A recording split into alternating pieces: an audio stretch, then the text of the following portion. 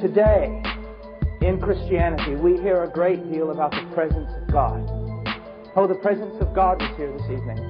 Oh, it was a wonderful time in the presence of Almighty God. Oh, didn't God move in a powerful way tonight? It was such a wonderful time in the presence of God. Well, I want us to look tonight at men who came into the presence of God, and then I want us to compare our experiences in the presence of God with their experiences in the presence of God. Start with Moses. He's out there shepherding some goats. He sees a bush that's burning but will not be consumed, and he's drawn to it by God Himself. He draws near to that bush, and the first thing he comes to understand is that he has to change, that he has to humble himself, that God has appeared, and he's to take off his shoes because he's standing on holy ground.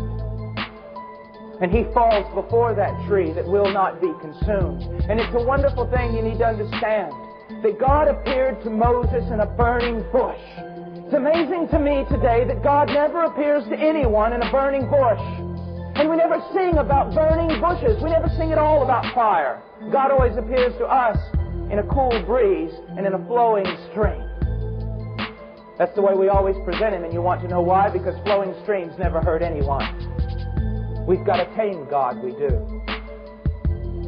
But I want you to know when God comes and visits a man, He doesn't always visit him as a cool wind or a cool stream. He comes as a fire. A fire that cannot be handled. A fire that has no end. And a fire that does not consume itself, but can consume all that is unholy before it. A dangerous thing to be in the presence of God. Look at these seraphs. Look at them in Isaiah. Let's read verse 2.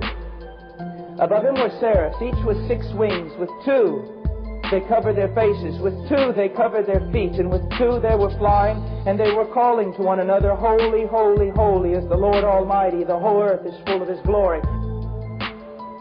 With regard to holiness, well, look at these.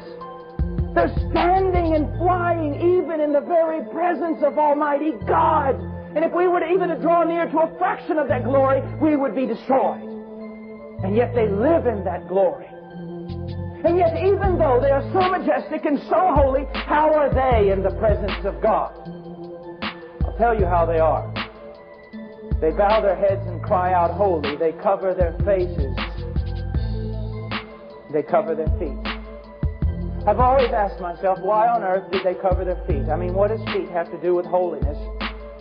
What does it mean? I never could figure that out, honestly, until one day I was listening to R.C. Sproul. And I think he hit upon the thing. He said, feet are always associated with clay.